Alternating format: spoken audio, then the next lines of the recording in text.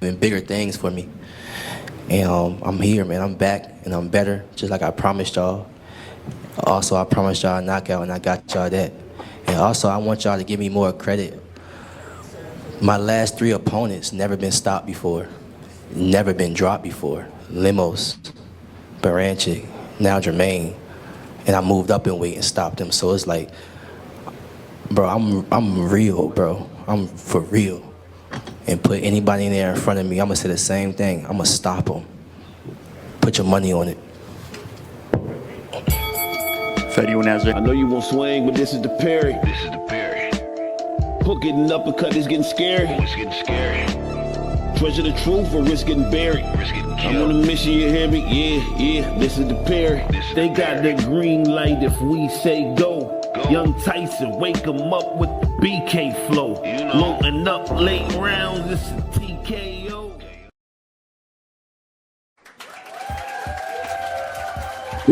Peace. Welcome to another episode of the Parry, where we don't pull the duck, no punches in the Parry. It's fundamental to boxing. I am your host, Omani UFG. You know what time it is. Let's get to it. Keyshawn Davis. I'm going to start here. Keyshawn Davis is a superstar. January 31st was the coming out party for a lot of young black fighters.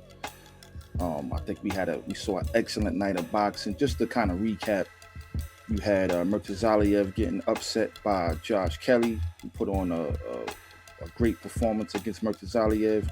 Murtazaliev did try to come on in the late rounds, but Josh Kelly boxing was just too good. You know, Murtazaliev's inability to cut off the ring cost him the fight. You also had Xander Zayas and Abbas Parral. Xander Zayas winning by split decision in his hometown, or in his home country of Puerto Rico, which looked like it was a great fight. I just saw the highlights. I didn't go back to really go back and study that fight, but I did predict Xander Zayas to win that fight. Also, of course, we all know Shakur Stevenson put on a clinic against Teofimo Lopez. I had to score 120, 108. I mean, they did officially give him one round, but I didn't see that. But nonetheless, Shakur put on a performance of the night. However, can't forget about Shushu Carrington, Brooklyn. Stand up, you know what time it is. Brooklyn, we got another one. Shout out Shushu Carrington for knocking out Carlos Castro in spectacular fashion. And I think, he's opening the door for himself to become a star in the game. But Keyshawn Davis, he got the goods. He got all of the goods that's necessary to become a superstar. He's charismatic. He's a mean SOB. Like, the kid reminds me, like, even though I know Shakur is under the wing of Terrence, Keyshawn reminds me more of Terrence in style and demeanor, of how his mental approach. When he gets in that ring, he's trying to stop everybody. And like he said, his last three opponents hasn't been dropped nor stopped, and he stopped them. I mean, Keyshawn's record is, Keyshawn is 14-0 with 10 knockouts. 14-0. Some fighters at 14-0 was really just getting their feet wet in the game. He's still new to the sport as a professional. Keyshawn, being a former champion at 135, moving up to 140. And he fights Jermaine Ortiz. Jermaine Ortiz had a good fight with Teofimo Lopez. Never been stopped, and he stopped him in the 12th round. Like, he never stopped trying to get that boy up out of here. By the way, I did predict a stoppage in that fight. Keyshawn, 3 straight opponents who's never been stopped, he stopped them. Limos, Baranchik, and now Jermaine Ortiz. His last 5 opponents, the combined record of his last 5 opponents, 128-10. Mind you, he's 14-0. 14-0. And he's beating guys with 30-plus wins. 20 plus wins, 1 loss, undefeated guys. Stopping them. Keyshawn got the goods, man.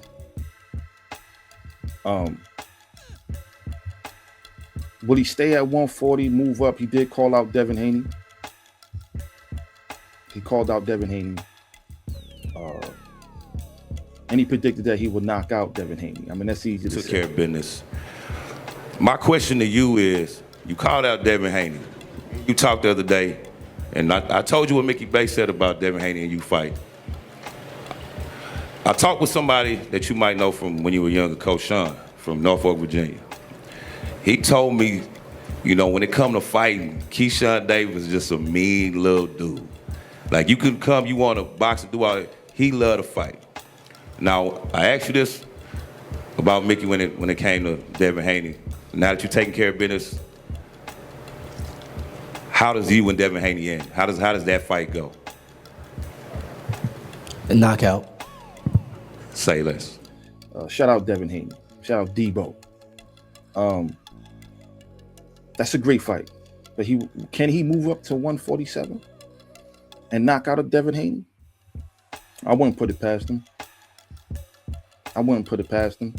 But nonetheless, Keyshawn is a name and a fighter that these guys in the game are going to have to reckon with. I mean, at 140, you know, he got his right-hand man who he said he would never fight in Shakur Stevenson, who has the WBO and the Ring magazine, and who I would say is the pound-for-pound best fighter in the world right now. But that's another video. Just going over Ring's pound-for-pound list. You got Richardson Hitchens, who's the IBF.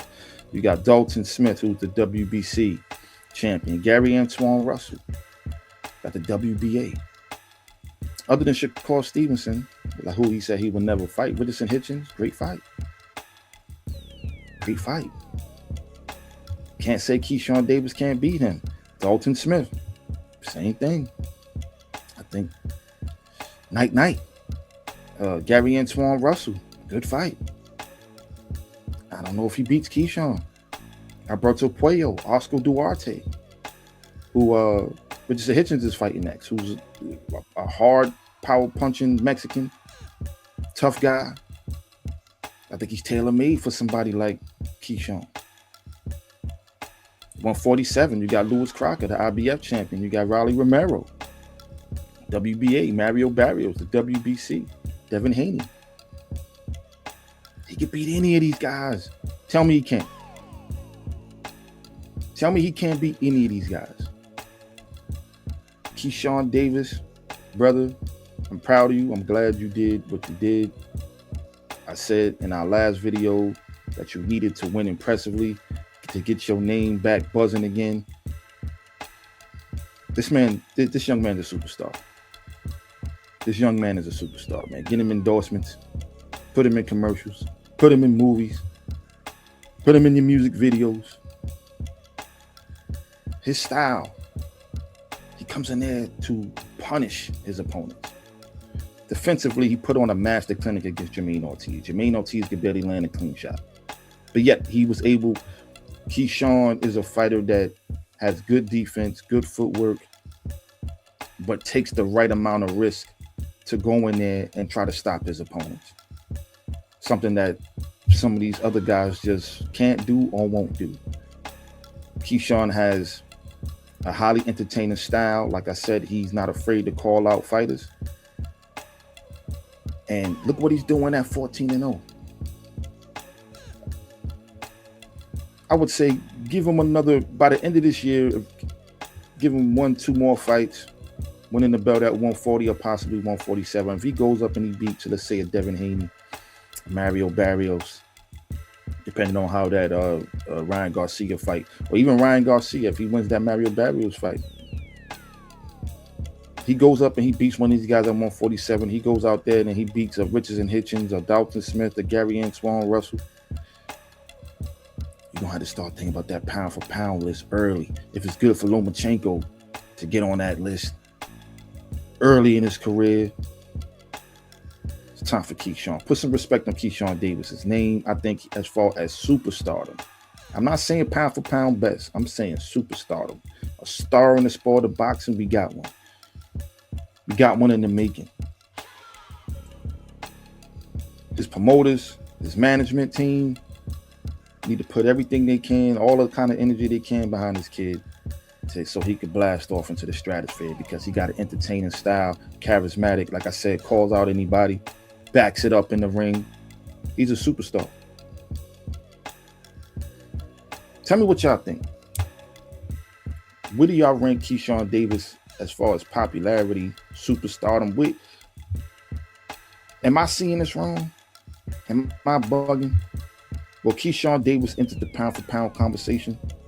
I believe so. Some people may say it's too early in his career. He's 14-0. But look at what he's doing to the guys that's 29-1, 29-2, 35-1. He's putting them down, laying them down, stretching them out. But yeah, you remind that guy to jab that like button, uppercut that subscribe button, lead hook that share button, and throw a combination at the notification bell so you can stay updated when we drop new content. And remember, this is the Parry. We don't pull and duck no punches, and the parry is fundamental to boxing. This is another quick jab off the Parry on Bomani's UFG. You know what time it is. I'm up out of here. Actually, now we're going to show you how to catch the jab. Actually, in boxing, it's called parrying.